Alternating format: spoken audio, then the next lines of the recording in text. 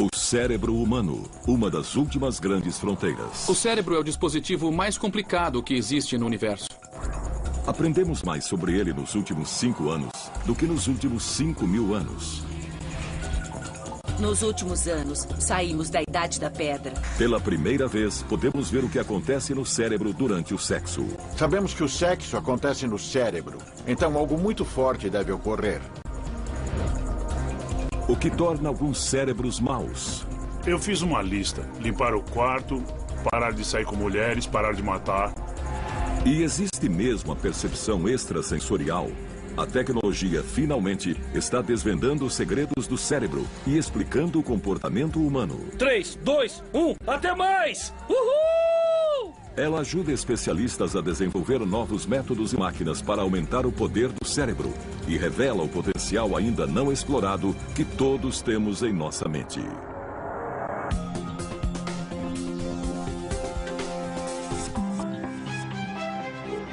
O cérebro. O cérebro controla todos os aspectos da vida dos seres humanos. Ao longo da evolução humana, dobrou de tamanho. Pesa menos de 1,5 kg, mas consome 20% do combustível que nosso corpo absorve, gerando energia bastante para manter uma lâmpada acesa. Considere que o cérebro evoluiu como uma casa antiga. Só acrescentamos mais salas, com muitas escadarias e conexões. No porão está a parte mais antiga, o tronco encefálico, que compartilhamos com répteis e outros animais. É o que nos mantém vivos e governa funções vitais como o batimento cardíaco, a respiração, a digestão e a pressão sanguínea, coisas que fazemos sem ter que pensar. Então, a seguir, no primeiro andar, que é mais evoluído e surgiu centenas de milhares de anos depois, está o sistema límbico. É muito importante no processamento de emoções. Dentro do sistema límbico estão as amígdalas, parecidas com amêndoas, uma em cada metade do cérebro. Embora muito pequenas, são o centro de comando que transmite nossas reações emocionais ao cérebro. Dentre essas, uma das mais simples e fortes é o medo, uma emoção primitiva que todos sentimos. Uma das regiões do cérebro mais relacionadas com o medo seria a amígdala. O melhor lugar para explorar como o medo afeta o cérebro é o Comando de Operações Especiais da Marinha, em San Diego, Califórnia. Os recrutas são treinados para modificar a maneira com que o cérebro reage ao medo. Olha lá! Atenção! Cuidado! Vai! Desde o primeiro dia, introduzimos nossos alunos ao caos absoluto. Opa! Vamos lá! Vamos lá! E eles penam. Quando examinamos erros históricos cometidos no campo de batalha, quase sempre estão associados ao medo ou ao pânico. Então, a capacidade de controlar esses impulsos é extremamente importante. Dos 140 candidatos que iniciam o curso, em média apenas 36 chegam ao final. Esses recrutas parecem mais capazes de adaptar o cérebro às exigências da função. Nem sempre são as pessoas fisicamente mais aptas que chegam ao final. Atletas olímpicos já desistiram do treinamento. E um rapaz magrinho de Nebraska que veio da roça e nunca tinha visto o mar conseguiu se graduar. Por que isso? Para responder essa pergunta, a Marinha recorreu à neurociência. Diante do medo, é a amígdala que reage à informação dos nossos sentidos e aciona instintivamente o botão do pânico. A amígdala é uma das regiões mais interconectadas do cérebro, então o que ela faz é enviar sinais a partes do tronco encefálico, que provocam várias reações no organismo. Você começa a suar, seu coração dispara, você pode ficar sem ação ou então sair correndo. Este exercício feito com capuz é parte do sistema de defesa em área restrita e é uma das maneiras de condicionar os recrutas a controlar os sinais da amígdala. Nossos alunos estão cegos e surdos. Nossos instrutores, em seguida, montam um cenário. Então, o capuz é tirado. E o aluno tem de reagir. Quando está com aquele capuz, você tem só um momento para refletir e pensar nas situações que podem acontecer. Às vezes, a reação correta é veloz e letal. Atire! Abaixe! Às vezes, não é violenta. Sabe onde tem um posto? A minha gasolina acabou. Sei, é por ali. Ah, é? Obrigado. Nós precisamos tomar decisões num piscar de olhos. São situações de perigo que acontecem num instante. Olha lá! Atenção! No chão, no chão! Cuidado! Isso, assim, isso. Eles tentam apresentar o fato de que o pânico será cada vez menos viável ao longo da sua carreira. Isso, assim, isso. Então, o jeito certo de treinar é expor os alunos a situações assustadoras, para que se acostumem com elas e saibam reagir quando eles as encontrarem. Vai! Constantemente expostos a situações assustadoras, os recrutas aprendem a reprimir o medo que poderia fazê-los reagir de maneira errada e acabar morrendo. Mas como o cérebro deles faz isso? Os cientistas descobriram que, com a evolução humana, outra parte do cérebro, o córtex, também passou a processar o medo. A parte do cérebro que nos torna mais humanos é o córtex frontal. Se a amígdala é o primeiro andar, o córtex é o segundo andar do cérebro. É a camada externa, fina e enrugada do cérebro, dividida em 4 lobos. Se você estender o córtex de um macaco, seria do tamanho de uma folha de papel. Se estendesse o nosso córtex, seria do tamanho de 4 folhas de papel. Grande. E a razão por ser assim, todo enrugado, é porque tudo aquilo faz parte do cérebro. Os lobos frontais compreendem a área logo acima dos olhos e são as mais novas salas do cérebro. Com a evolução humana, os lobos frontais se tornaram um local onde o pensamento consciente e racional é processado. É onde resolvemos problemas. Os lobos frontais são tão interessantes porque são os condutores do cérebro. Eles sincronizam toda a atividade. Os cientistas fizeram um grande avanço na pesquisa sobre o medo quando descobriram que as informações dos nossos sentidos chegam à amígdala com o dobro da velocidade que demoram para chegar aos lobos frontais. A diferença de velocidade dos sinais significa que sabemos reagir instintivamente a uma ameaça. Caso contrário, ficaríamos paralisados de medo, esperando os lobos frontais decidirem a reação correta. Por trás do medo e do pânico está o desconhecido, não saber o que fazer. O cérebro paralisa, como um animal paralisa quando vê um farol. A amígdala pode mandar sinais de medo muito velozes, mas às vezes estão errados. Você rapidamente percebe que a situação não é de medo e você deixa de senti-lo. Esses sinais muito rápidos da amígdala podem ser controlados de cima para baixo. É onde entra o treinamento da Marinha, ensinando os recrutas a minimizar o delay e gerar reações rápidas e precisas às situações. Mãos ao alto. Vai, você também. Atenção. Cuidado. Vai, vai. Devido ao aumento da demanda por forças especiais, a Marinha continua desenvolvendo técnicas de treinamento cerebral para aumentar a velocidade. Vamos! Estamos aprendendo mais sobre o cérebro hoje do que em qualquer outra época da história, como ele é composto e como funciona. Avanços da neurociência ajudam a Marinha a reformular o treinamento dos recrutas. Continuem passando os comandos! Exercícios especiais podem melhorar as reações do cérebro em situações perigosas de combate. Vamos! Cuidado! Mas os candidatos precisam de algo mais para controlar um super medo, como o de se afogar. A evolução teria pré-programado nosso cérebro para temer situações debaixo d'água.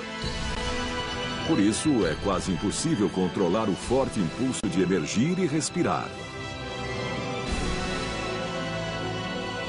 E por isso, os recrutas penam tanto para passar no teste de competência subaquática.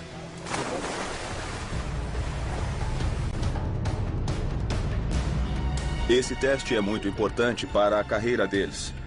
Nós avaliamos como eles lidam com medo debaixo d'água. Existem ameaças controladas e planejadas contra eles lá embaixo. Então vemos como eles reagem. Os alunos passam até 20 minutos debaixo d'água, suportando ataques contínuos de um instrutor contra o equipamento. Metade do tempo eles ficam sem ar. O ar é cortado, os tubos são enrolados em posições difíceis e eles precisam reagir a esses problemas com uma série de procedimentos de emergência. Antes, os recrutas receberam instruções de como desembaraçar o equipamento. Agora precisam segui-las à risca. Mas colocar a teoria na prática não é fácil. Nós mergulhamos e os instrutores começam a nos atacar, a tirar nossa máscara, a criar muito estresse. E eles querem ver como reagimos a esse estresse. Quando o recruta começa a ficar sem ar, sua amígdala cerebral aciona o pânico que o impele a emergir. Os lobos frontais precisam vencer essa batalha para que ele continue em controle. É um desafio. Você tem que prender a respiração por mais tempo que o normal. Os instrutores nos levam até o limite para ver como reagimos. Assim que o candidato desata uma série de nós, o instrutor volta a atacá-lo. O estresse aumenta e eles querem ver como você reage. Você vai subir para respirar ou vai usar o pouco ar que tem para resolver os problemas e fazer o necessário para passar no teste? Mais recrutas falham nesta etapa do treinamento do que em qualquer outra. A Marinha procurou saber o que se passa na cabeça dos candidatos. Quase nada é mais assustador do que não conseguir respirar. Isso gera um enorme estresse. Uma grande liberação de hormônios torna o controle racional mais difícil. Em condições normais, o cérebro se comunica com o corpo usando minúsculos sinais elétricos. O cérebro envia impulsos elétricos de suas células nervosas a outras e que se deslocam a mais de 400 km por hora. É um modo de o cérebro mandar o corpo fazer algo. Mas em condições extremas, o cérebro libera hormônios químicos. A parte do cérebro que percebe o medo, a amígdala, provoca uma reação em cadeia que libera os hormônios adrenalina e cortisol na corrente sanguínea. Esses hormônios agem como uma equipe da SWAT, preparando o corpo para a ação. Aceleram a respiração, o batimento cardíaco e a pressão sanguínea. Os sentidos ficam mais alertas, a memória mais aguçada e o corpo menos sensível à dor. Mas mesmo nesse estado de alerta extremo, o teste da piscina é difícil demais para muitos alunos. Sua mente está a 1000 por hora. Você vê seus amigos saindo da água. Ou eles passaram, ou eles foram reprovados. E você se pergunta, se ele foi reprovado, será que eu vou passar? Sua mente fica a 1000 por hora. O principal é você se concentrar no que você tem que fazer. Finalmente, o aluno termina a série de tarefas. Pode tocar o fundo, emergir para saber do instrutor se passou ou não no teste.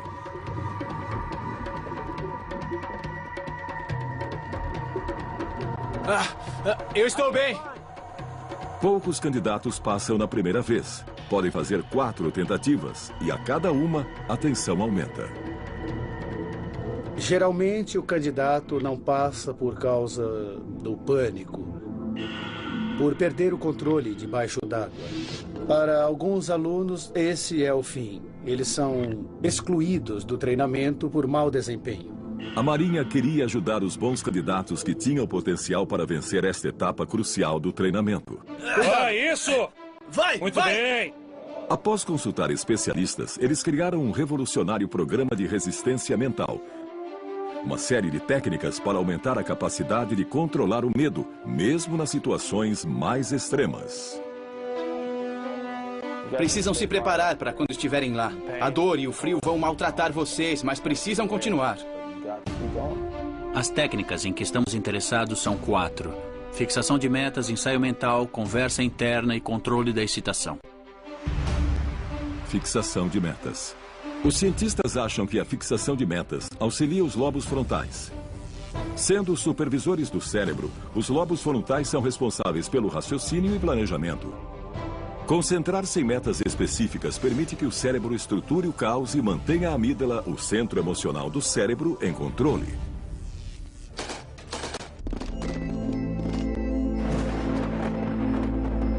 Eu acordava e dizia, vou resistir até o café da manhã. Depois dizia, vou resistir até o almoço. Depois dizia, vou resistir até o final desta tarde. Eu precisava dividir o dia em etapas.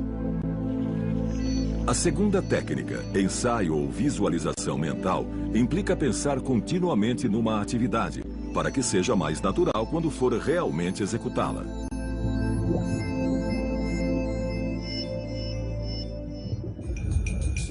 Se você praticar mentalmente, imaginar e ensaiar o que faria em situações estressantes, na próxima vez que enfrentar essas situações de verdade, vai ser diferente. Você vai ter uma reação menos abrupta.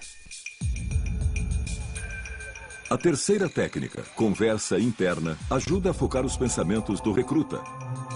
Em média, as pessoas falam consigo mesmo a um ritmo de 300 a 1000 palavras por minuto.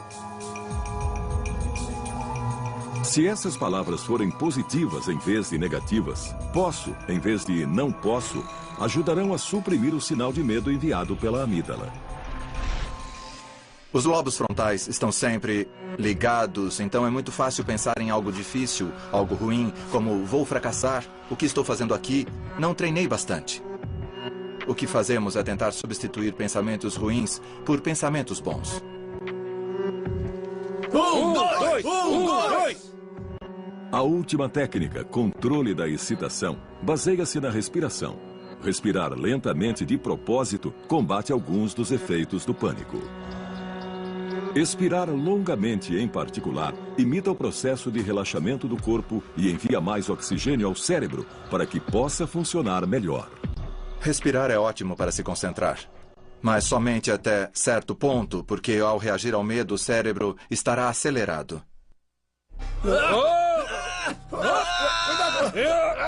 Sozinho, o controle da excitação não adianta. A amígdala envia um sinal tão forte que é difícil suprimi-lo se ainda estamos com medo. Mas combinar as 4 técnicas aumentou o índice de aprovações de candidatos de 1/4 para 1/3. A ideia de superar limites não é nova, mas essa é uma prova de que é possível treinar o cérebro e que a ciência descobriu como fazê-lo.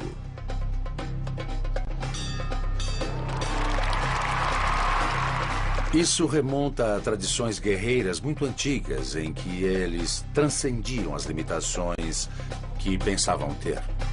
Vai, vai! Muito bem! Agora sou uma pessoa diferente. A autoconfiança aumenta muito. Você vê coisas e faz coisas que nunca teria imaginado antes. Mas não é só no campo de batalha que a neurociência exerce um grande impacto. Também desvenda segredos fascinantes sobre o que acontece entre 4 paredes. O cérebro desenvolveu o medo para nos afastar do perigo, mas também nos equipou com um forte impulso sexual para garantir a sobrevivência da espécie.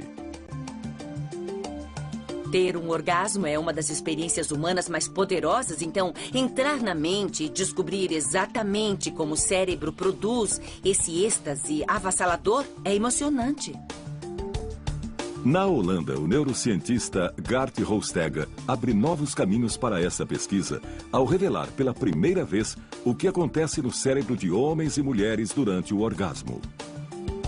Há 15 anos não era possível, mas hoje, com as novas tecnologias de imagem, é possível ver o que está acontecendo. Para isso, ele precisa de casais voluntários. O homem ou a mulher recebe um traçador radioativo de oxigênio e é estimulado pelo cônjuge até chegar ao orgasmo. Enquanto isso, apoiam a cabeça num aparelho de tomografia por emissão de pósitrons. O aparelho mede apenas o fluxo sanguíneo. Mede o sangue que vai para diferentes partes do cérebro. O cérebro possui quilômetros de vasos sanguíneos. Quando as células nervosas disparam, precisam de muito sangue rico em energia e oxigênio. Caso contrário, precisam de muito pouco. Vemos quais as regiões do cérebro que participam da ejaculação e do orgasmo. Além da óbvia dificuldade dos voluntários em atingir o orgasmo num laboratório, também há um limite de tempo. O traçador de oxigênio tem meia-vida de apenas 2 minutos. Acho que seria difícil ter um orgasmo nessas circunstâncias, em qualquer uma delas. No mundo todo, a maior parte da nossa vida sexual é privada, ao contrário de quase todos os outros animais. Felizmente, 11 homens e 13 mulheres conseguiram se manter dentro desse limite. E o que esse experimento inovador revelou foi uma espantosa diferença entre o cérebro feminino e o masculino durante o sexo. O resultado foi surpreendente. Examinando o cérebro masculino durante a ejaculação ou o orgasmo, vemos diversas partes ativadas. Durante o orgasmo masculino, o sangue jorra para o alto do tronco encefálico. Além de ser uma das partes mais antigas do cérebro humano, é a área que controla a liberação de dopamina pelo cérebro. A dopamina é um tipo de hormônio chamado neurotransmissor. Os cientistas sabem que a dopamina gera sensações muito fortes que associamos ao prazer. Ficou claro que a dopamina é liberada um pouco antes de estímulos tais como comida, sexo ou drogas. Então ela não é uma substância do prazer, e sim da expectativa. Então você recebe um fluxo de dopamina. A dopamina é a mesma substância que entra em ação quando a pessoa consome cocaína ou outros estimulantes. Então, é uma experiência avassaladora de êxtase e energia. O experimento mostrou que nos homens, o sangue se afasta de áreas do cérebro associadas à ansiedade. Mas outras áreas permanecem ativas. No homem, as amígdalas e outras regiões associadas à ansiedade e ao medo são desativadas. Não surpreende que outras partes do cérebro sejam desativadas e você não sinta ansiedade nem medo, você não pensa em nada a não ser no orgasmo. O Dr. Hostech descobriu que a experiência das mulheres é semelhante à dos homens. Mas o que surpreendeu é que várias áreas do cérebro feminino são desativadas durante o orgasmo. A desativação foi a descoberta mais importante. Nas mulheres, houve uma enorme desativação de todos os centros do cérebro associados à ansiedade, medo e prontidão. Aparentemente, elas se deixam levar. As mulheres podem até perder os sentidos durante o orgasmo, mas os homens não. Segundo os especialistas, essa diferença pode remontar à pré-história, quando éramos uma sociedade de caça e coleta. Isso pode ter um propósito evolucionário. Durante milênios, fizemos sexo nas savanas da África com animais perigosos por perto. Alguém precisava estar desperto para correr ou defender o grupo. E é lógico que os homens faziam isso, portanto, o cérebro feminino tende a apagar mais que o masculino. Em testes futuros, o Dr. Hostech pretende ampliar o tempo de observação do que acontece com o cérebro durante o sexo. Quer descobrir por que a sensação de euforia induzida pela dopamina passa tão rápido depois do orgasmo. Acho que haverá grandes diferenças entre homens e mulheres antes, durante ou após o orgasmo. Qual é exatamente essa diferença no cérebro? É o que eu quero saber. Além do sexo, a dopamina colabora para estimular o cérebro em vários tipos de atividades. Inclusive em algo que parece o oposto do sexo, que em vez de promover a vida, a põe em perigo.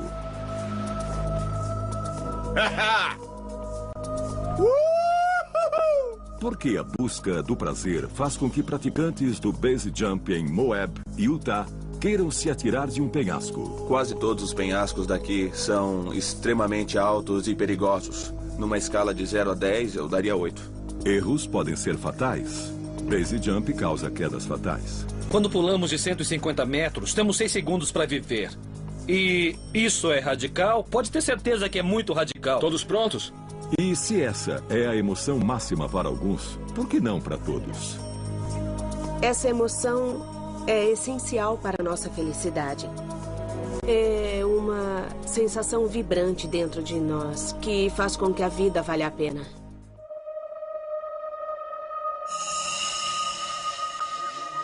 Segundo os cientistas, quando o praticante pensa em saltar, seu cérebro começa a liberar dopamina. Como no sexo, a dopamina cumpre o papel de criar expectativa. Mas, ao contrário do sexo, a amígdala cerebral não se desativa. Em vez disso, envia sinais de medo. Antes do salto, fico tremendo e nervoso. Minhas mãos começam a suar e 1000 coisas passam pela minha cabeça. O nosso preparo mental é o seguinte: e se os paraquedas por um acaso abrir ao contrário, ou se um dos botões der algum tipo de problema? Mesmo que eles estejam concentrados no salto em si, podem não perceber que o efeito da dopamina está presente durante todo o processo. Checou os anéis? Chequei sim. Ótimo. Nenhum está torto? Krista Christensen é uma novata no base jump. Eu tô me sentindo agitada, o meu coração tá batendo mais rápido, porque aquela checagem significa que tá chegando a hora. 3, 2, 1 e até mais. Ai, eu tô tão nervosa. É diferente de tudo que eu já fiz na minha vida, principalmente porque eu tenho medo de altura. Krista está nervosa porque sua amígdala, onde reside o medo de altura, está acionando o pânico diante de uma queda de 120 metros. Ai, tá bom. Uma pessoa não pode ficar mais fisiologicamente excitada. O sistema de estresse está a toda, a adrenalina está sendo liberada, o que acelera o coração, hormônios estão sendo liberados, hormônios do estresse, como o cortisol, neurotransmissores, como a dopamina, estão sendo liberados devido à expectativa da euforia. Mas, ao mesmo tempo, os lobos frontais de Krista entram em ação, fazendo com que questione o que está fazendo. O medo, o prazer, os riscos potenciais, todos esses sinais contraditórios são transformados em ação no estriado, que fica no meio do cérebro. O estriado funciona como um comutador. É a parte do cérebro que tem a concentração mais densa de receptores de dopamina. Quando a onda de dopamina chega ao estriado de Krista, sua motivação por prazer combate os outros impulsos. Mas será o bastante para fazê-la saltar? Dentro do cérebro de uma novata em base jump, uma batalha se desenrola enquanto ela toma uma decisão perigosa. Será que Krista arriscará tudo por prazer? Nessa linha? Tá bom. Tá bom.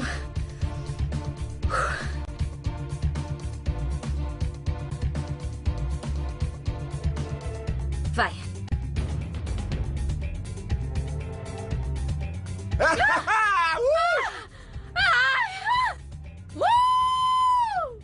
A decisão de saltar significa que a recompensa esperada venceu a batalha entre o desfecho bom e o desfecho potencialmente ruim. Se fosse o contrário, eles se afastariam do penhasco e acabou. Foi incrível demais. Eu quero subir e saltar de novo. Eu vou dobrar o paraquedas.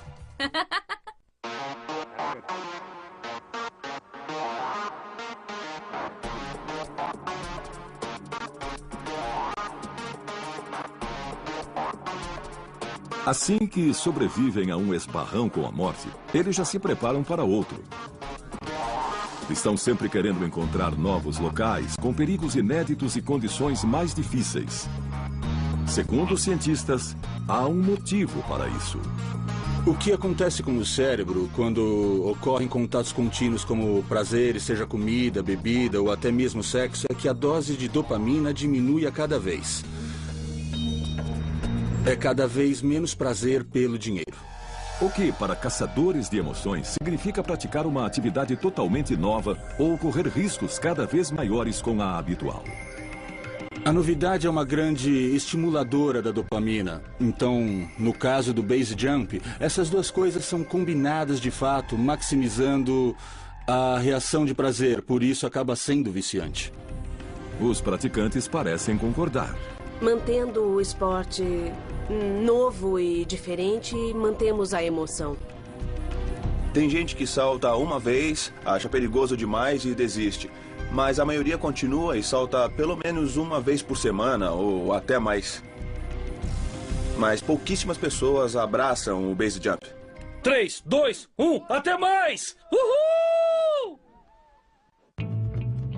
Segundo os cientistas, temos prazer em correr perigo porque foi necessário para a nossa evolução.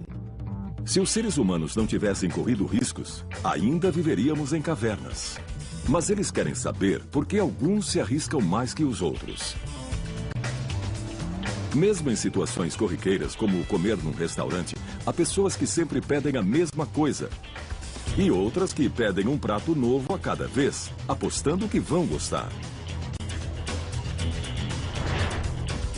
Especialistas da Universidade Emory, na Geórgia, acham que o cérebro de algumas pessoas foi pré-programado para apostar e correr riscos maiores do que outras. Eles pediram a voluntários que fizessem apostas. O objetivo é evitar levar um choque no pé. Ai, como isso dói! A cada jogada, o voluntário precisa escolher entre duas opções. Então eu vou tentar a primeira opção, porque eu não quero levar outro choque.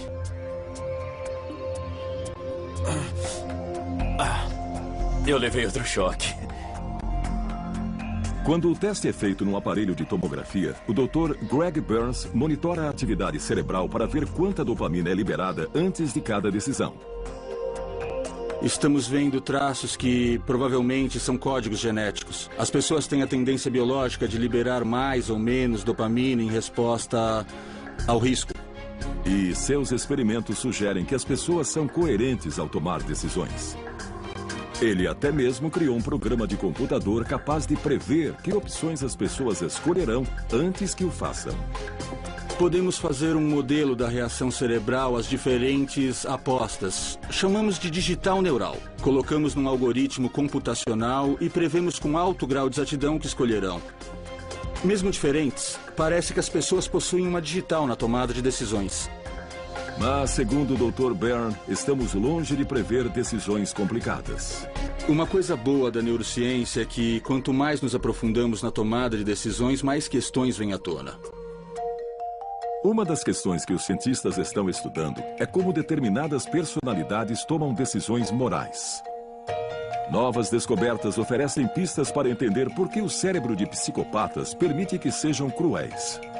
Todos fazemos algo errado de vez em quando.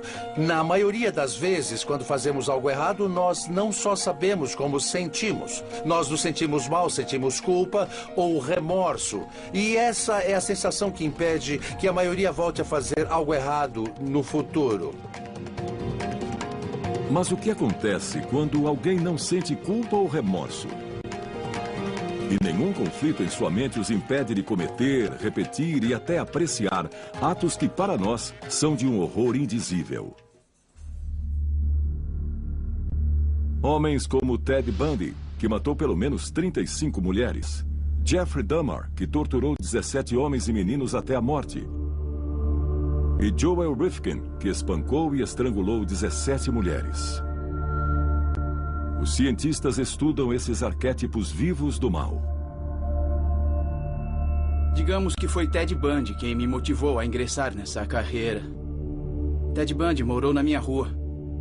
Na minha infância, eu ouvia histórias sobre tudo que ele fizera. Todos ficavam perplexos. Surpreso? Não sei, não sabia o que esperar. Eu nunca fui pra cadeia, nunca fui preso.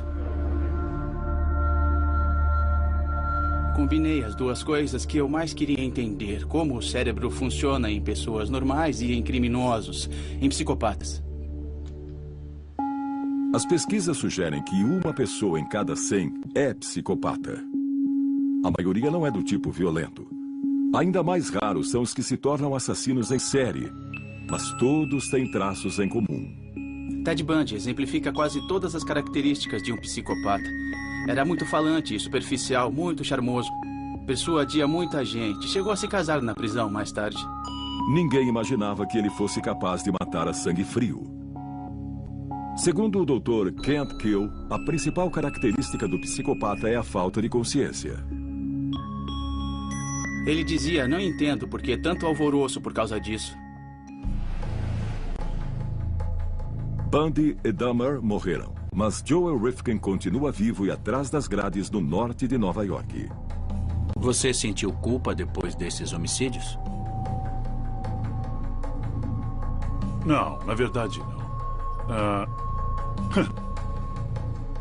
Depois de um homicídio ou dois, eu me senti mal, mas não culpado de verdade. Eu teria que me importar, mas não me importei. Isso é que é triste. Queremos entender por que não conseguem perceber que estão praticando esses horrores e prejudicando os outros.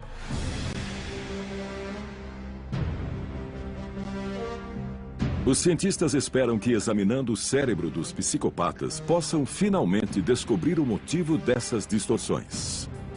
No passado, Joel Rifkin já foi um pobre bebê inocente, com um lindo sorriso no rosto. Não tinha sequer uma gota de maldade, ou será que tinha?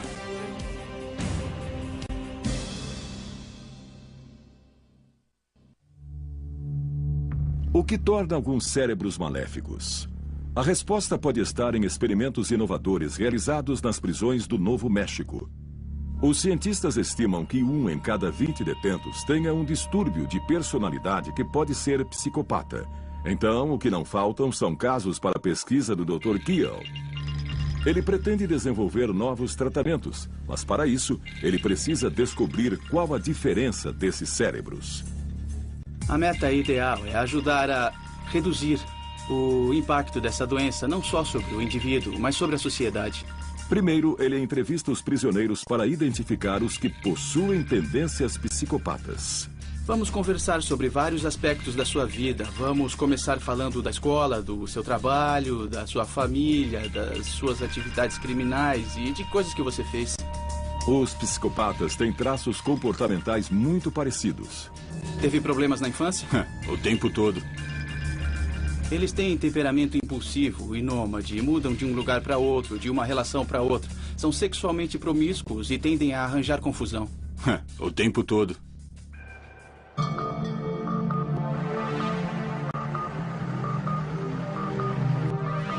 Os pacientes que o Dr. Keel diagnosticou como psicopatas fizeram tomografia cerebral. No primeiro teste, ele verificou como eles reagiam ao cometer erros. Fizemos tomografias de mais de 300 detentos. Formamos um dos maiores bancos de imagens cerebrais do mundo e, de longe, o maior banco de imagens cerebrais de psicopatas que já foi criado. Bom, este daqui é o ímã. Agora ele está parado, mas vai fazer muito barulho. O aparelho usa campos magnéticos e frequências de rádio para monitorar o fluxo sanguíneo do cérebro, enquanto o detento pensa e reage. Nesse teste você vai ver uma série de X e Ks na tela. Quero que você aperte o primeiro botão com o indicador direito sempre que um X aparecer na sua tela, mas não aperte quando um K aparecer na sua tela, tudo bem? Tudo bem.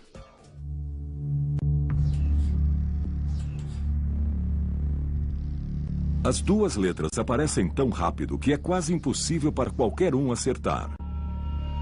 É muito difícil. As pessoas cometem muitos erros, apertam botões na hora errada. Queremos saber como o cérebro deles reage a um erro e como se recupera desse erro. A atividade cerebral durante esse teste indica que os psicopatas não se importam tanto quanto os indivíduos normais quando cometem um erro. Mas isso não significa que não sejam inteligentes. O QI do assassino em série Joe Rifkin, por exemplo, é 128, o mesmo de apenas 3% da população. O mais espantoso é que têm inteligência acima da média em comparação ao resto da população carcerária, mas são muito esquentados e impulsivos, manipuladores e ardilosos. Eu já fui parado pela polícia com corpos no carro. Eu mentia e escapava da situação. Eu procurava um lugar para desovar os meus pacotes. Me perguntaram por que você está rodando por este bairro. Eu disse, eu me perdi. Como faço para chegar a tal rua? Eu não tinha ideia do que falava, mas estava com um mapa. E era muito convincente.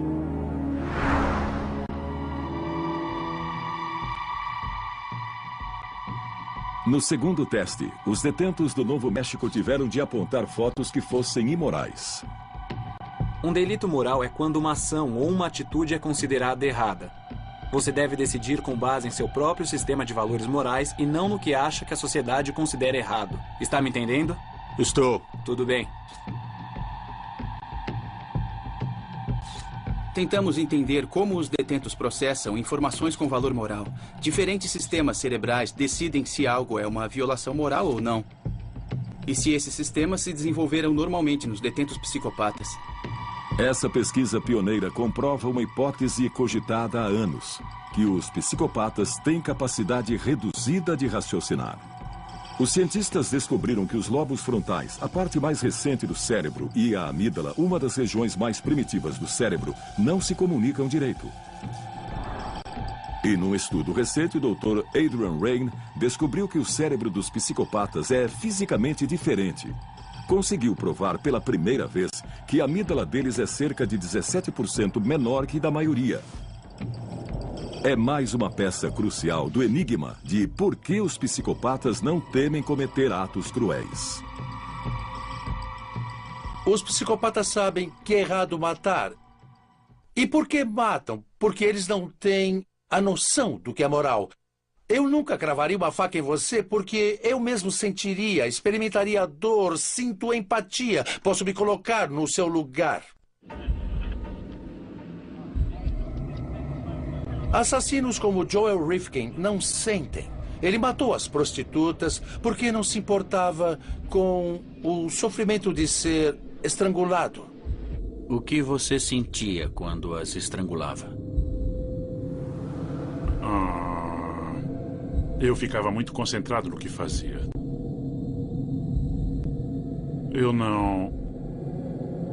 Eu praticamente não pensava em quase mais nada. Rifkin cometeu tantos assassinatos que acabou sendo preso. Mas e quanto aos outros psicopatas, os não violentos? Por que não terminam na cadeia?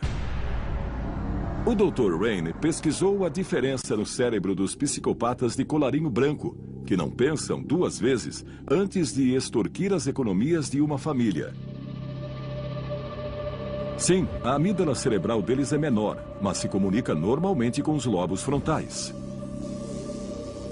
São menos capazes de sentir empatia, mas têm a capacidade cerebral para mentir e enganar.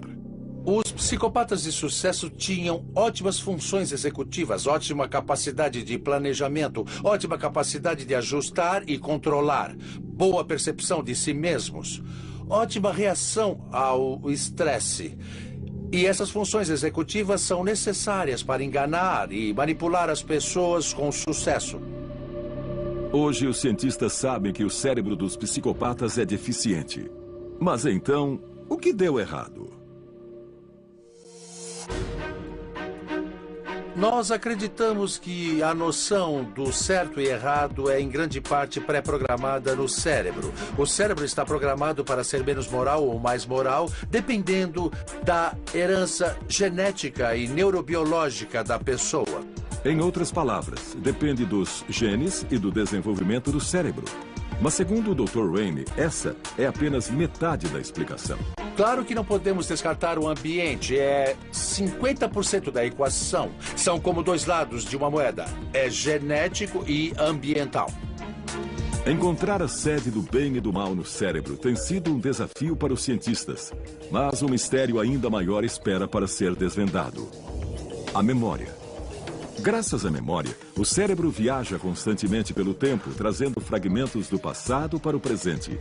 Essa capacidade é central para a existência humana. A razão de termos memória é para que possamos tomar decisões melhores no futuro. Ou seja, todo o nosso pensamento e nosso planejamento são ditados pela memória. Já entendemos bem o funcionamento de órgãos como o coração, mas os cientistas ainda tentam desvendar o mistério da memória. Um grande avanço ocorreu há 80 anos. Nos anos 20, o neurocientista Carl Lashley ensinou ratos a andar num labirinto. Depois, danificou partes dos cérebros deles para ver onde estava armazenada a memória do labirinto. E o que ele descobriu? Que não estava armazenada em lugar algum. É um sistema em rede e é extremamente complicado.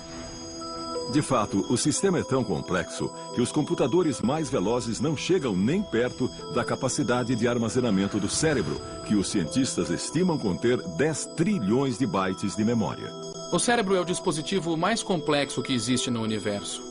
Tem 10 bilhões de células só no córtex, que é a parte externa. E só num pedaço pequeno do córtex, 1 milímetro cúbico, há mais conexões do que estrelas na Via Láctea.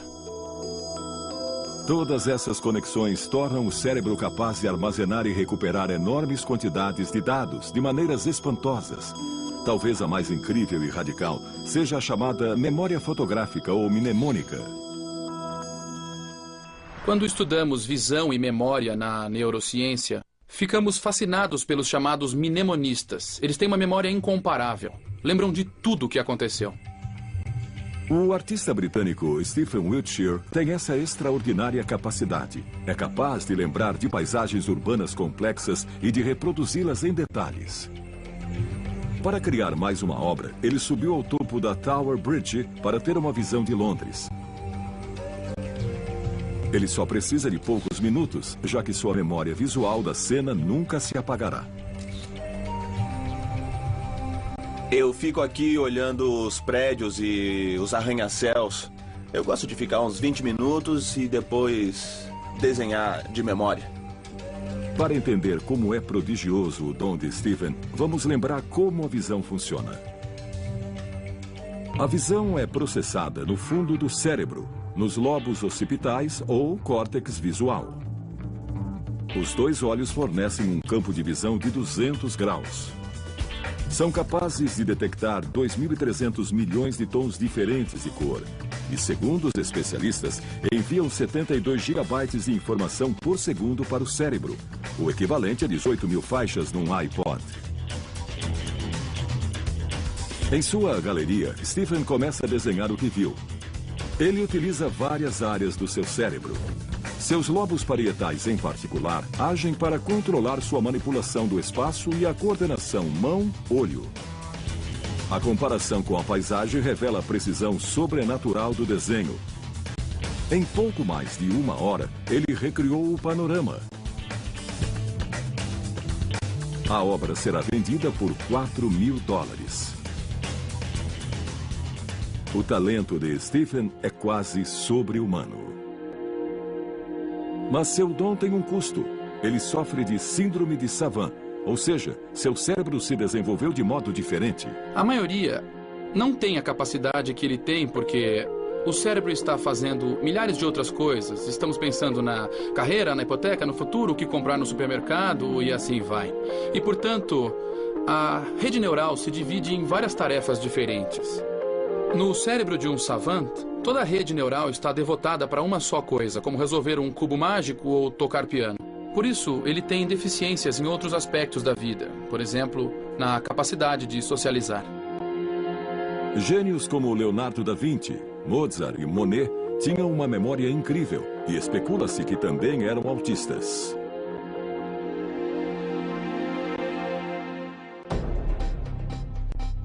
Enquanto alguns cérebros se lembram de quase tudo que vem, outros não conseguem se lembrar de quase nada. Eu nunca vi essa porcaria. Este é Clive Warren, o homem com o pior caso de amnésia do mundo. O que fazíamos antes de sentar no banco? Não faço ideia.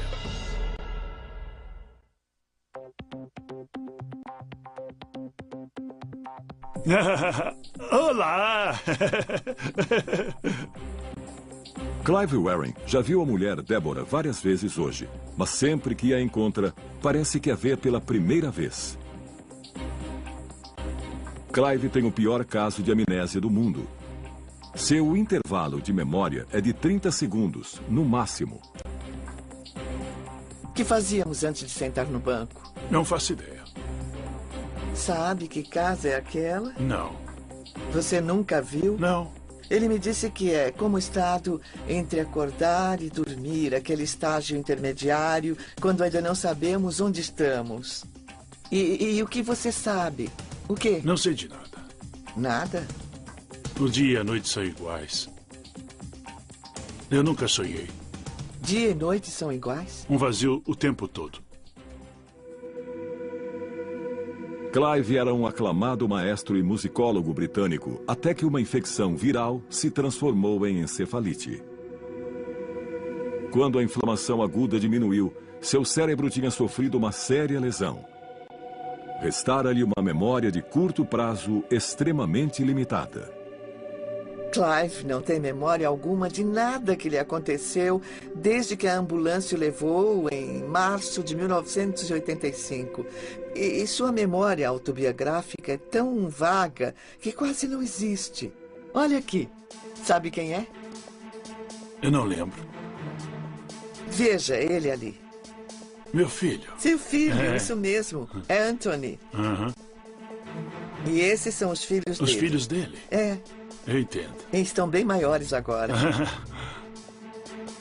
Embora as memórias estejam espalhadas por todo o cérebro, há uma parte que é a chave para o processo de armazenamento e recuperação, o hipocampo, dentro do sistema límbico. Sabemos disso porque, sem o hipocampo, novas memórias não se formam. Há pelo menos 2 tipos de memória no cérebro. São as memórias de curto e de longo prazo. A memória de curto prazo ocorre quando eu lhe dou meu telefone e você precisa lembrá-lo durante alguns segundos para discá-lo. A memória de longo prazo envolve coisas como sua infância, onde você estudou, o que fez hoje. Elas integram a memória de longo prazo. Mas o Clive tem uma memória de curto prazo bastante limitada. Ele não consegue passar do curto prazo para o longo prazo. Não é capaz de cimentar a atividade de curto prazo em algo na estrutura física do seu cérebro. Neurologistas que examinaram Clive encontraram lesões graves em seu hipocampo. E é isso que impede que seu cérebro armazene memórias. Clive Waring sofre de amnésia, tanto anterógrada como retrógrada. Não consegue aprender nada novo. Mas também tem dificuldade em lembrar do passado. A lesão parece afetar sua capacidade de recuperar informações. Veja o que acontece quando a mulher de Clive lhe pergunta qual a profissão do filho deles. Você sabe o que o Anthony faz? Qual é a sua profissão? Não. É engenheiro eletrônico. Ah, é? É. E sabe o que ele projeta? Não. Tente adivinhar. Eu não faço ideia. Sinto muito. Motores de carro. Motores de carro? É, motores elétricos. Olha, que ótima ideia. É. Não tem os gases nocivos do motor a gasolina. Isso mesmo, Aquela não foi tem. uma ideia muito desastrosa. Foi mesmo. Muito. Foi. Você conhece alguém que projeta motores elétricos para carros? Não. Não conhece ninguém? Não. Seu filho faz. Ah, sei. É, ele faz. E ele tem sua própria empresa. Ah, muito bem. É. Você sabe o que ele... Você lembra o que ele faz na vida? Não, ainda estava na escola a última vez que eu me lembro. Clive é um caso tão especial porque, embora não lembre detalhes sobre sua família, consegue recordar outras coisas.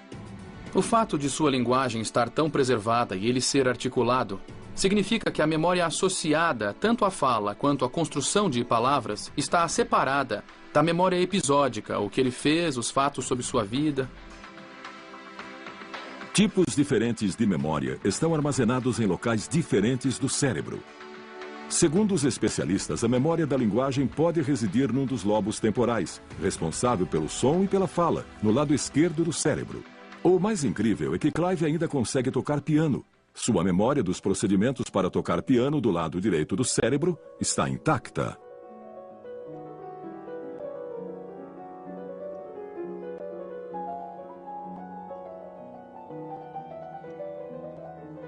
Quando toca piano, Clive encontra um contínuo, encontra um impulso que o transporta através do tempo. Esse é um grande exemplo de como os diferentes tipos de memória estão separados. Sabe em que mês estamos? Não. Abril. Abril? Abril, o mês Seu é abril. aniversário é mês que vem. Hoje Clive parece animado, mas nem sempre foi assim. Eu nunca vi essa porcaria.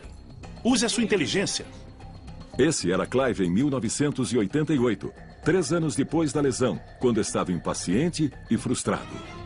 Nos primeiros 10 anos, Clive viveu num mundo em que dizia as mesmas coisas sem parar. Devido à sua ansiedade, ao medo, ao horror da sua situação. Ele queria anotar cada momento de que tinha consciência. A compulsão era tanta que ele escrevia na mesa, na parede, em qualquer superfície disponível. Quem acha que escreveu? Não sei. Acho que nem os médicos. Deve ter sido Não, você. não fui eu. Quer me ouvir? Quando eu digo não, é não. As páginas do seu diário estão cheias de exclamações e palavras riscadas. Mas com o passar do tempo, sua raiva se aplacou. Ele começou a mudar depois de cerca de 14 ou 15 anos. Começou a lembrar de coisas por mais tempo. Seu humor mudou. Débora atribui essa mudança à sua fé e suas orações. Os cientistas têm outras explicações. Sabemos que o cérebro muda fisicamente. E isso se chama plasticidade. Está sempre reescrevendo o seu circuito elétrico. O cérebro das crianças é extremamente plástico. Por isso, crianças aprendem línguas e a tocar instrumentos com tanta facilidade. Agora estamos descobrindo que o cérebro adulto é muito mais plástico do que pensávamos. Então, quando uma pessoa sofre lesão cerebral, outras partes do cérebro podem mudar e assumir as funções faltantes. Este ano, Débora achou que Clive não precisaria mais de seu diário. Quando ele olhava os dias, semanas e meses anteriores e via que escrever apenas a mesma coisa várias vezes, ele ficava angustiado e resolvemos afastar o diário e ver se ele sentia sua falta. Para surpresa de todos, após escrever no diário todos os dias durante 23 anos, Clive não o pediu de volta. A necessidade compulsiva de registrar cada momento de consciência havia passado. Os cientistas aprenderam muito sobre a memória estudando Clive, mas também adquiriram dados valiosos sobre outras funções cerebrais que contribuem para a identidade de uma pessoa. Muitos dizem que a memória nos torna quem somos, mas acabei descobrindo que isso é um grande erro. A personalidade de Clive, graças a Deus, está intacta. Quer um café? Ah, sim, eu quero. Seria ótimo. Eu sabia que gostaria. Ele é engraçado e muito compassivo. Vamos, me leve para o paraíso. Ele não sabe nada a seu respeito, mas ele é quem ele é. É o mesmo Clive. Quanto mais aprendemos sobre o cérebro, mais entendemos como é decisivo em todos os aspectos da nossa vida, inclusive nos esportes profissionais. A performance no esporte depende do cérebro. Não era assim no passado. Durante toda a história do esporte, não se ligava para o cérebro. O atleta era considerado bom se tinha boa definição muscular e era bem coordenado. Nos últimos 10 anos, descobrimos que 50% da performance nos esportes, e às vezes o mais importante da performance de elite, estão ligados ao cérebro. Hoje, os atletas perceberam o quanto o cérebro é importante para o desempenho no campo. 90% é mental, é um jogo bem difícil, sabe? Temos que ter controle na mente para poder jogá-lo bem. Mas como o cérebro melhora o desempenho? Quase todos os esportes são dinâmicos e exigem que as decisões sejam tomadas em milissegundos. E se você errar por uma pequena porcentagem, perde a chance. Se por 1/10 de segundo você vacilar, você erra a cesta. É essa pequena diferença entre o atleta excelente e o bom. Basicamente, é uma questão de coordenação mão-olho e treino, muito treino. E o melhor lugar para observar isso é no Cirque du Soleil, onde os artistas treinam constantemente.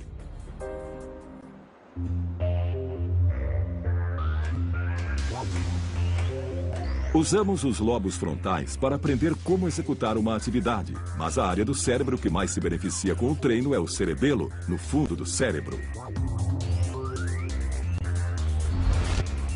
O cérebro é como uma casa antiga, com novos cômodos acrescidos lentamente com o tempo.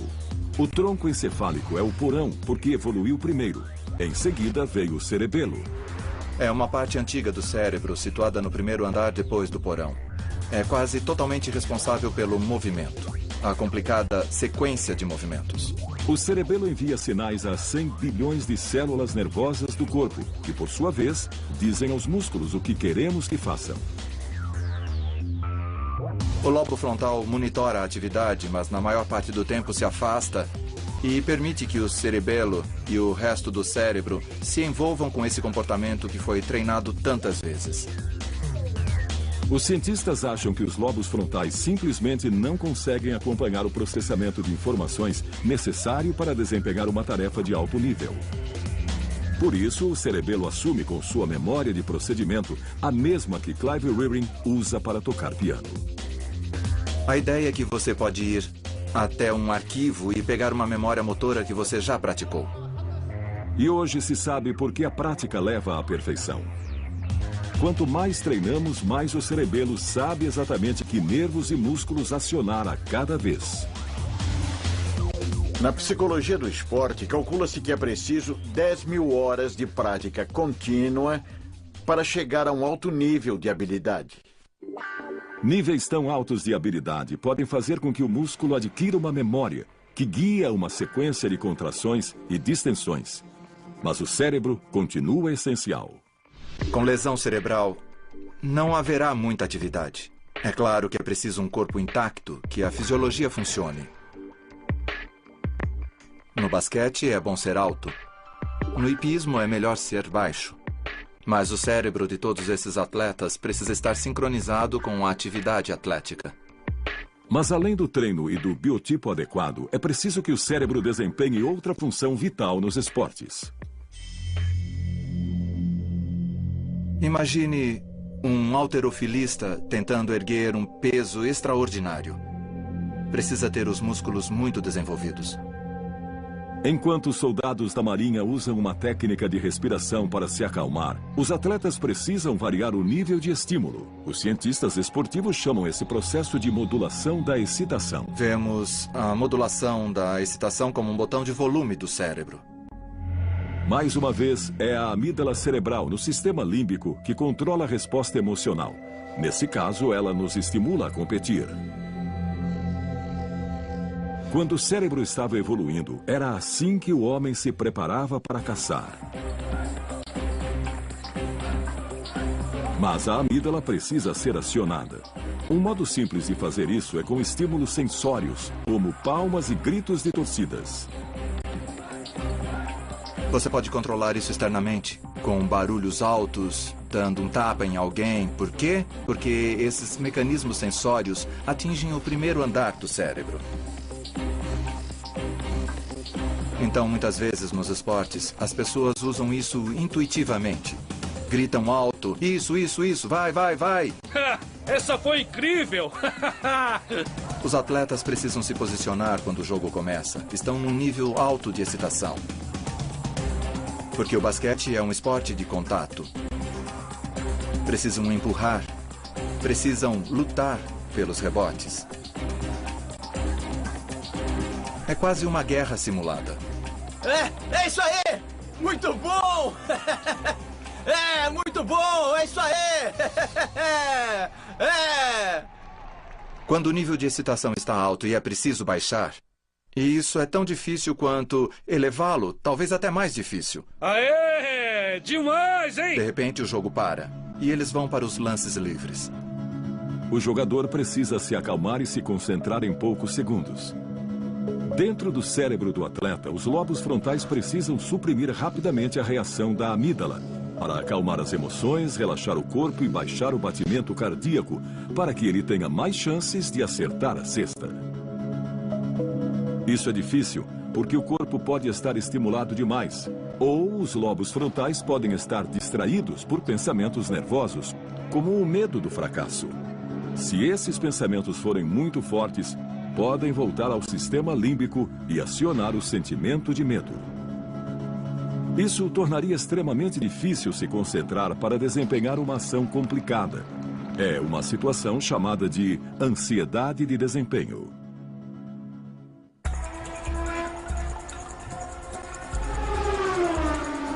A ansiedade de desempenho é a grande culpada pelo baixo desempenho esportivo. E o atleta de sucesso a controla totalmente. Fique longe da linha branca. É difícil baixar o batimento cardíaco, focar e se concentrar no que você precisa fazer, porque é tudo tão caótico que você só quer correr o máximo possível. Mas é preciso relaxar e tentar ficar frio. Fique longe da linha branca, Graham. Fique longe da linha branca. Se errar, as consequências podem ser fatais. Se você perder a concentração por um segundo sequer, pode acontecer um acidente. A velocidade pode chegar a 370 km por hora. A essa velocidade, tudo pode acontecer. Quando você bate no muro, bate forte. Poucos esportes evidenciam a ansiedade do desempenho como o golfe.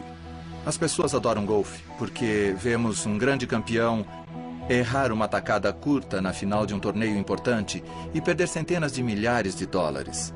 A tacada curta requer um volume muito baixo de atividade. É um pequeno movimento motor. Os lobos frontais deveriam estar desligados. Sabemos que Tiger Woods é capaz disso porque já o fez muitas vezes. Mas por que seu cérebro é capaz de colocar a bola no buraco? É isso aí, Tiger! Bora ver! Demais, hein? É isso aí! Muito bom! Essa foi incrível! É, muito bom! É isso aí! É! Descobrimos que o cérebro pode ajudar alguém tanto a vencer numa atividade esportiva como a fracassar. E achamos que Tiger Woods encontrou um jeito de vencer quase sempre graças à sua capacidade de modular o seu funcionamento cerebral. Os cientistas não podem monitorar o cérebro de Tiger Woods em ação. Ele teria de ficar imóvel, o que tornaria jogar golfe impossível. Por isso, eles precisam usar o poder de observação. Como ele pisca muito pouco durante as tacadas, achamos que sua ansiedade é muito baixa. Porque piscar os olhos está relacionado à ansiedade. Ele fica muito relaxado, num estado quase sonolento, adormecido, mas com concentração suficiente para realizar a tarefa.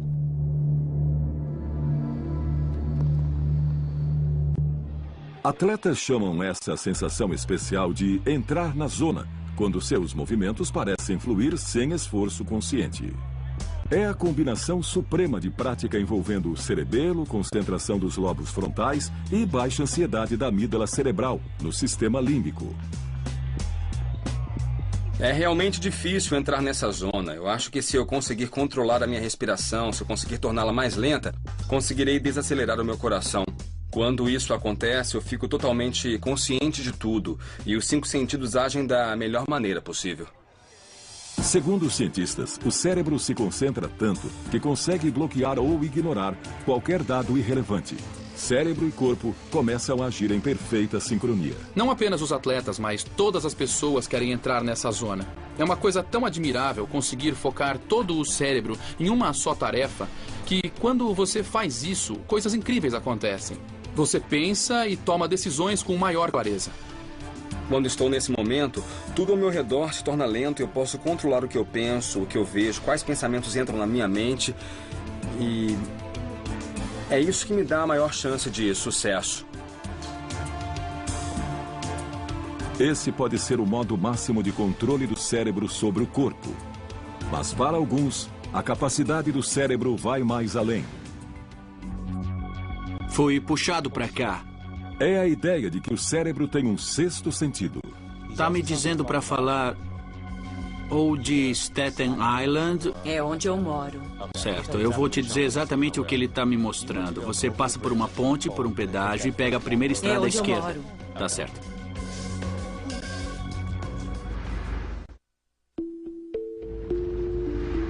Os 5 sentidos são os portais entre o cérebro e o mundo externo. Recebemos sinais da nossa pele, olhos, nariz, língua e ouvidos. As diferentes áreas do cérebro interpretam essas informações como toque, visão, olfato, paladar e audição. Mas e se existisse um sexto sentido que nos permitisse entrar no cérebro de outras pessoas, prever acontecimentos ou transmitir mensagens dos mortos? Embora 1 em cada 4 americanos digam que acreditam em percepção extrasensorial, são poucos os cientistas que aceitam essa possibilidade. O Dr. Dean Radin pesquisa fenômenos mediúnicos no Instituto de Ciências Noéticas, no norte da Califórnia. Sua teoria é de que o cérebro humano pode ter capacidades extrasensoriais, embora demos outro nome. As pessoas costumam falar em intuição e costuma se manifestar enquanto a pessoa dirige. Temos a sensação de que algo está errado em certa curva e frequentemente um carro está vindo daquela direção. E nós aprendemos a prestar atenção na intuição. É como se a atenção avançasse alguns segundos para o futuro. Outra coisa é a sensação de ser observado, que costuma ser muito frequente.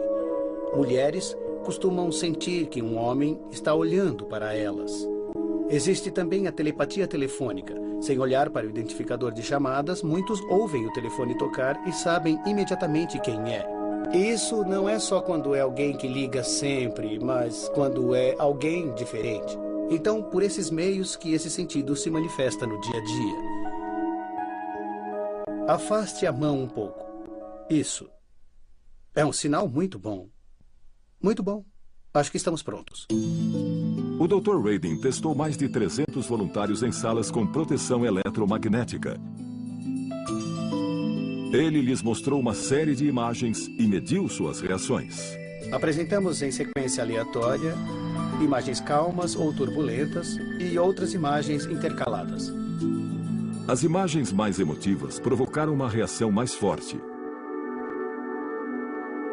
Mesmo escolhendo os indivíduos aleatoriamente, o Dr. Radin constatou que todos reagiam adequadamente antes de verem a imagem. Pareciam saber antecipadamente que tipo de imagem veriam, mas o grau de capacidade mediúnica parecia variar. Nem todos conseguem jogar golfe tão bem quanto Tiger Woods, mas todos conseguem jogar um pouco. O que vemos no laboratório é que todos adivinham um pouco. E às vezes encontramos o equivalente a um Tiger Woods. Alguém está dizendo que foi enterrado com chiclete. Alguém disse isso. Enterrou alguém com chiclete? Por favor, no microfone. O sucesso do médium John Edwards na televisão sugere que ele está na categoria Tiger Woods. Na história da ciência, já erramos muitas vezes. Achávamos que a Terra fosse plana, estávamos errados. Pensávamos que o Sol girava em torno da Terra, estávamos errados. Achávamos que os objetos físicos fossem sólidos e estáticos, sabemos que estávamos errados. Então, o meu ponto de partida, quando alguém diz que é um médium ou um curandeiro, eu sempre digo que não sei, talvez seja, talvez não. Mostre-me os dados, estou aberto. Você colocou alguns chicletes? Ele e sua antiga secretária mascavam o mesmo tipo de chiclete e colocamos no caixão com ele. 2 chicletes? Eu acho que era uma embalagem individual. Acho que era a bazuca que vem com os quadrinhos. É isso que eu estou sentindo. Era uma figura paterna para você. É o meu pai. E você ainda encontra a assistente dele? Ele quer que você brinque com ela. Tipo, ela não podia ter colocado mais? Ou o pacote todo? Nós podemos dizer que geralmente os médiuns procedem tentando conseguir pouco a pouco o máximo de informações. Estou sentindo que ele já havia morrido. Já. É isso? Já. Não porque a comunicação seja fragmentada, mas porque ele só consegue pegar pedacinhos. É como quando a conexão do celular está ruim e só conseguimos ouvir pedaços do que estão falando. Muitos perguntam onde estão eles, como faz isso? Eu digo, onde fica a internet? É um lugar que existe, mas não dá para ir lá fisicamente. É preciso ter um condutor de algum tipo de conexão, é preciso estar conectado de alguma maneira. Alguém está com uma rã de plástico? Foi puxado para cá. Vocês aí estão a salvo, vocês aqui, não. Quando faço um evento, eu sou puxado para um lugar na sala, para um grupo específico. Meu sobrinho pediu de Natal uma rã de brinquedo e então o pai dele faleceu. O pai dele faleceu antes do Natal? Sim. Quando eu ouço algo, não ouço com os ouvidos. Parece que vem de fora de mim, mas é como se eu ouvisse. Não. John foi um dos muitos médiuns que concordou em passar por testes científicos na Universidade do Arizona. Você vai vestir uma touca com 19 eletrodos. Fiz 3 experimentos com o John Edward, um mais controlado do que o outro. No mais controlado de todos, os médiuns e os voluntários foram submetidos a eletroencefalogramas e eletrocardiogramas. Um dos modos de resolver a questão de se o médium está lendo a mente do consultante ou está lendo a mente do falecido é registrar A atividade cerebral e também a cardíaca, o coração e o cérebro, do médium. E, simultaneamente, a atividade cerebral e cardíaca do consultante. O médium não encontra com o voluntário e ficam separados por uma divisória. John e os outros médiums precisam obter informações sobre o parente falecido do voluntário. Vou dizer o que estou vendo, ouvindo e sentindo e pedirei que confirme simplesmente dizendo sim ou não. Tá bom. Bom, eles estão pedindo que eu fale sobre uma figura masculina ao seu lado. Pode ser seu marido ou um irmão que partiu. Está entendendo?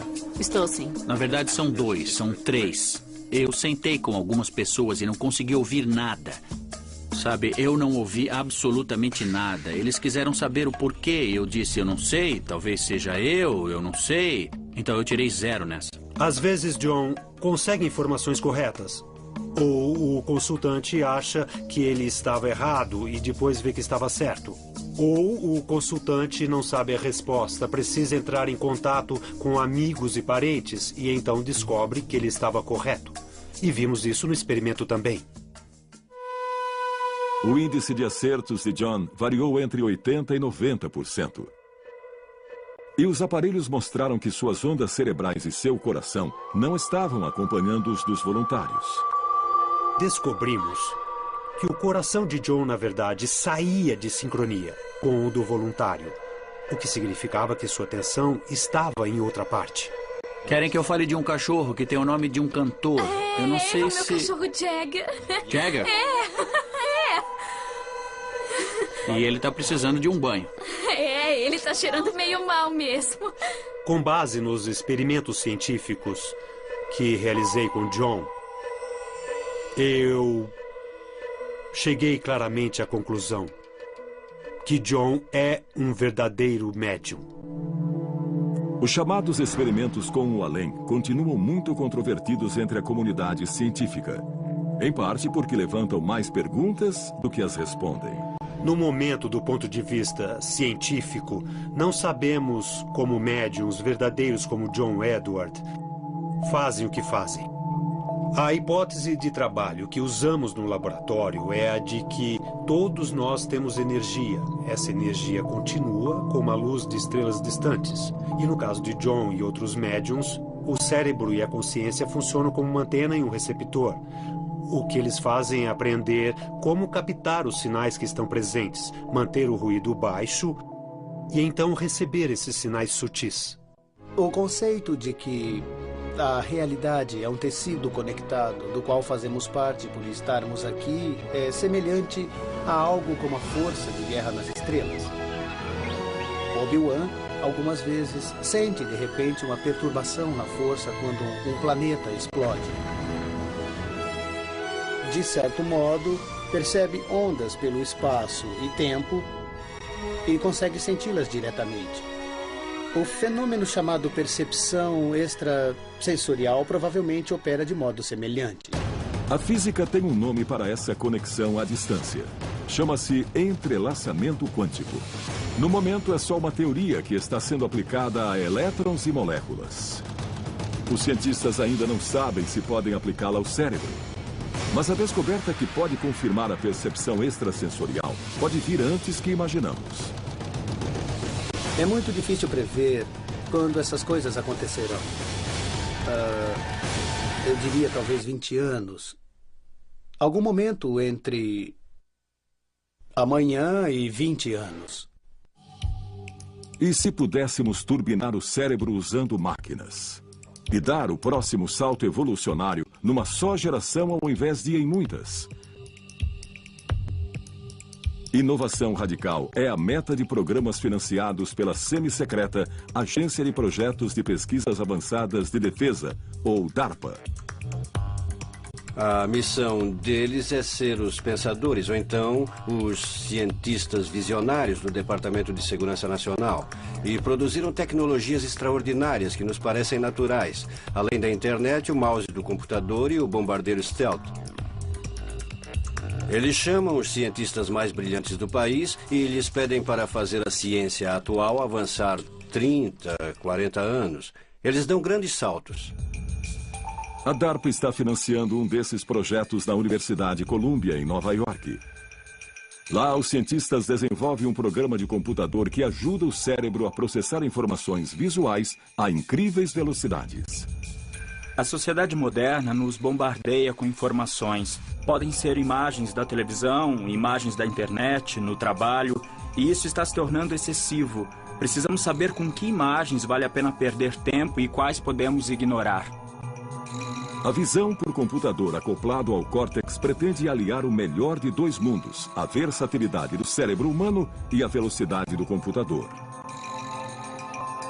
É difícil pedir a um sistema de visão computadorizada que encontre algo engraçado, fora do comum ou suspeito. É mais fácil para uma pessoa fazer isso. Mas os sistemas de visão computadorizada são muito rápidos. A questão é como tornar um processador visual humano mais rápido. Nesse exemplo, as imagens são de fotos aéreas de Seul, na Coreia do Sul. O analista procura heliportos.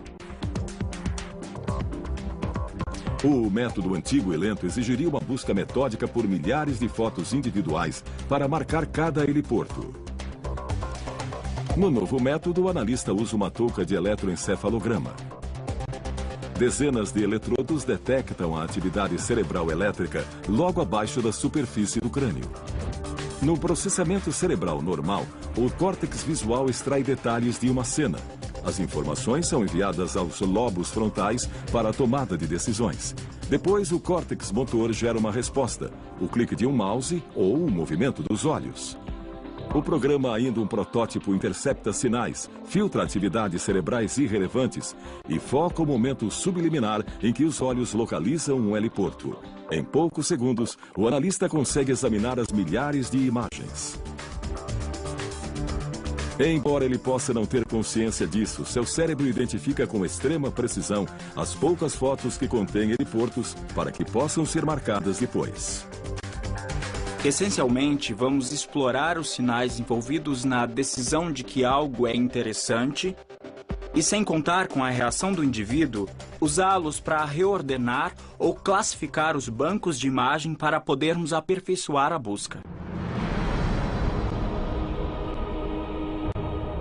Essa tecnologia que acelera a visão permite que o analista trabalhe 4 vezes mais rápido.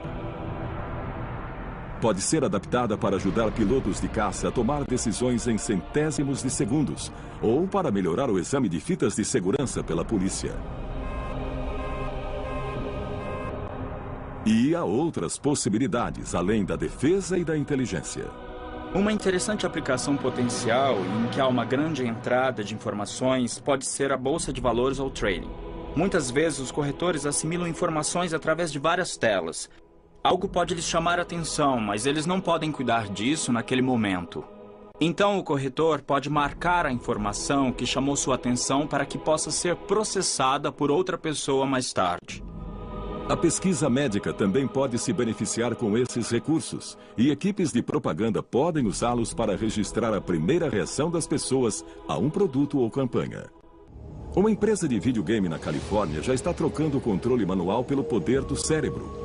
Um fone de ouvido semelhante a um eletroencefalograma capta a atividade elétrica cerebral, bem como contrações dos músculos faciais. Os sinais são traduzidos para comandos na tela. Os jogadores erguem rochas e derrotam vilões não com um clique, mas com o pensamento. O potencial futuro dos assistentes de dados pessoais implantados, ou PDAs, é quase inimaginável.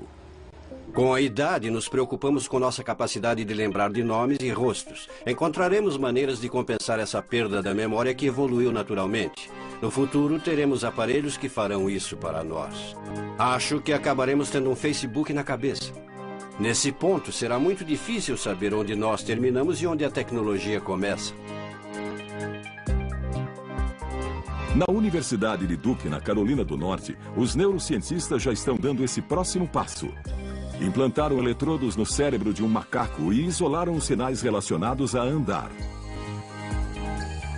Durante um experimento recente, um macaco andou numa esteira enquanto sua atividade cerebral foi enviada pela internet ao Japão, para controlar instantaneamente a marcha de um robô humanoide. O macaco ganhou petiscos por fazer o robô andar. Depois, a esteira foi desligada. Querendo ganhar mais petiscos, o macaco manteve o robô andando, usando apenas seus pensamentos. E houve um avanço semelhante na Universidade de Pittsburgh, na Pensilvânia. Macacos equipados com pequenos sensores no cérebro aprenderam a controlar um braço mecânico e a usá-lo para pegar petiscos. As implicações para a medicina serão tremendas. Para as pessoas amputadas, para os tetraplégicos, terão a capacidade de movimentar braços e pernas robóticos e assim poderão interagir com o ambiente como não haviam podido fazer antes. Pode haver esperança no futuro para alguém como Clive Waring, cuja lesão cerebral não permite que processe novas memórias? Eu não me lembro de sentar neste banco. É novidade para mim. Pesquisas hoje feitas com ratos podem criar um dia um hipocampo sintético para humanos. Se pudermos fazer isso em teoria, poderemos de fato introduzir novas memórias instantaneamente, como fazemos todos os dias com chips de computadores. Que tal se, em vez de demorar meses e meses para aprender uma nova língua, pudéssemos baixar um dicionário básico do idioma, ou se, estando a primeira vez no lugar, em vez de ter de carregar o guia turístico, aquele livro incômodo, e parar no meio da calçada toda hora para ver onde estamos indo, baixar um mapa rudimentar no nosso cérebro da nova cidade que estamos visitando e dos monumentos que vamos conhecer. Drogas sendo desenvolvidas para soldados permitirão que permaneçam acordados por 2 ou 3 dias sem nenhum efeito nocivo. Uma nova classe de remédios, chamados ampaquines, ajuda o neurotransmissor glutamato a agir melhor no cérebro cansado, melhorando assim a memória, o aprendizado e a cognição. Esses remédios podem um dia ser usados no cotidiano. A falta de sono geralmente significa tendência para cometer erros. Acho que poderemos resolver esse problema. Pessoas que precisam trabalhar a noite toda poderão dispensar o sono e funcionar muito bem, assim como alunos estudando para exames e pessoas que precisam cruzar fusos horários como parte de seu trabalho. No futuro próximo, os cientistas esperam aperfeiçoar tomógrafos cerebrais portáteis. Diodos emissores de luz instalados numa faixa lançarão luz nos lobos frontais para detectar a atividade cerebral. Essa informação seguirá para uma unidade do tamanho de um baralho. Em vez de deitar num enorme aparelho de ressonância magnética, os usuários poderão saber o que aconteceu em seu cérebro quando, por exemplo, praticam esportes. Poderemos examinar o cérebro de superatletas como Federer, ou Agassi, ou Tiger Woods, e ver que não são necessariamente diferentes anatomicamente, mas funcionalmente são diferentes na maneira com que processam informações. A segunda aplicação é que poderemos usar essa nova tecnologia para ajudar os atletas a desempenhar melhor até a sua capacidade. Essa tecnologia de imagens ainda está engatinhando. É usada amplamente há menos de 20 anos, comparado com os mais de 100 anos do raio-x.